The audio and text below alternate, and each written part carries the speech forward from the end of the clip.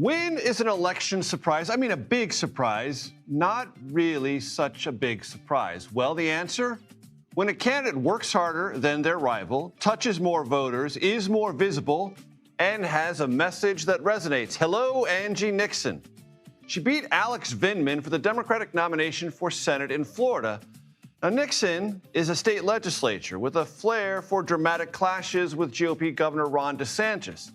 Interestingly, she joined the Democratic Socialists of America during the campaign, but kept that membership detail very much quiet. The DSA wasn't even sure she was a full-fledged member and didn't endorse her. More importantly, Nixon's a former union organizer, and she used those union relationships and on-the-ground experience to out-hustle a better-funded candidate who, by all accounts, took his primary victory for granted. Whoops. By the way, just how much better funded was Vindman than Nixon? Well, he raised more than $15 million. Nixon, less than $1 million.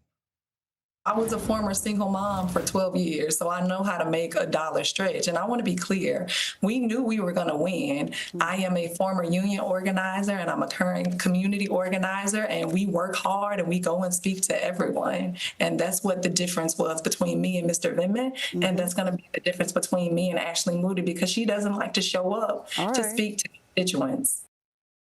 Senator Ashley Moody is the Republican nominee seeking a full term. She was appointed to fill the seat vacated by Marco Rubio's ascension to Secretary of State.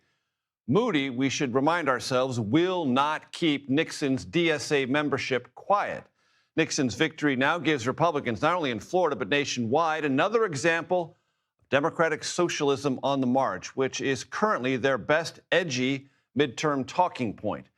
Yesterday's primary results also added to an overlooked dynamic this year: the defeat of Democrats who backed impeachment proceedings against President Trump. Vindman, as you might remember, was a lead witness against Trump in the first impeachment. Trump celebrated his defeat on social media, calling Vindman a treasonous creep who, stop me if you've heard this before, should now be prosecuted.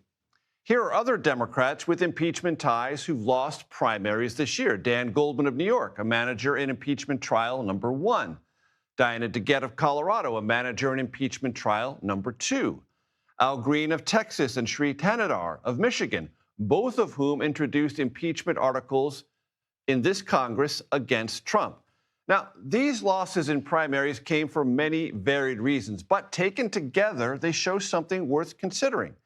The Democratic voters want more than impeachment street cred when it comes to advocacy and what passes for fight in this second Trump term.